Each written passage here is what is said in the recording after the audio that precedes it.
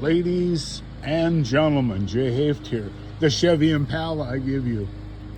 I'm going to do a review now on this car. I think I probably can because I've had it for 6 years. It has a flex fuel, which I've never seen. It's what they call the LTZ model. These are 4 doors and stuff. What's nice is they have 4-wheel disc brakes on these. And the LTZ is kind of interesting because it's the high-end package for the Chevy Impala. Okay, here we got a couple empty bottles in the ground. So this, it's kind of like patina, folks. There's the driver's seat. You got nice leather. You got nice instrumentation, no tack or nothing like that. But you got a CD player here, and then it's got basically like vinyl on the doors and stuff like that. I put some of those WeatherTech mats in there. I love those. Those are good. Yeah. And here's the back seat.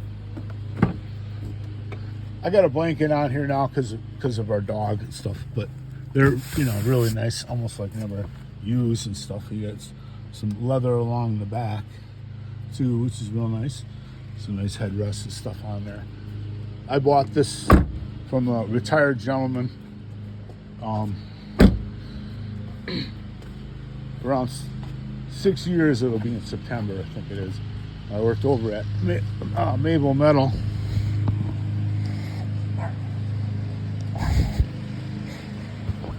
I bought this car. It's kind of interesting how they put that wing on. It's not really a sport model, but what's interesting is there's the dash. I got like 92,000 on this beast. I'm gonna open up the hood and stuff.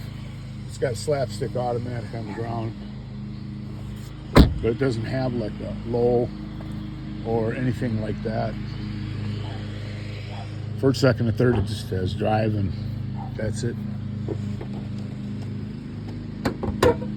Okay, and there's the engine, the 6-cylinder VVT direct injection. It's kind of controversial, that injection system. I put a K&N air filter in it. They always say 10% more, but it's sure it doesn't hurt. There's a better form of filtration with the oil and stuff. I change oil in this thing every 3,000 miles on here, and I've redone the plugs. I put the palladium plugs in there, and I take care of it. I change the oil and stuff. What's interesting, it has no rust on this car for being in 2012, and maybe 13 years old and shortly 14 years. What did I have to do to it? New tires. I bought a brake kit for this car. I put on here, power stop, put that on front and back, installed it myself, put in 2 new wheel bearings, one in front, one in back.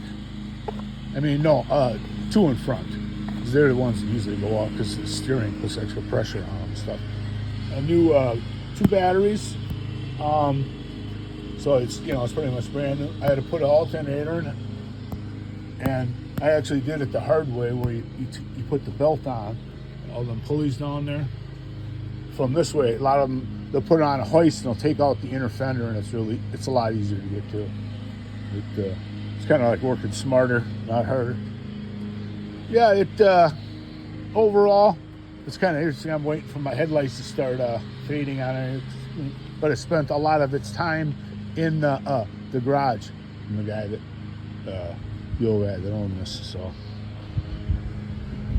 they rated this as one of the top cars for resale and appreciation. And what's interesting too about it is this engine is a 6-cylinder engine, but it's 300 horsepower, right? It's a 3.6 liter. They used all across the General Motors platform in different vehicles, but 300 horsepower, and on the highway with the 6-speed transmission, it gets 30 miles per gallon, which is truly amazing. So this is an amazing car for the money, folks. And I'll tell you, you look at up until Porsche didn't get up till past 2006 before they started getting 300 horsepower. So, all right, folks, there it is. There's a Chevy Impala review from the guts.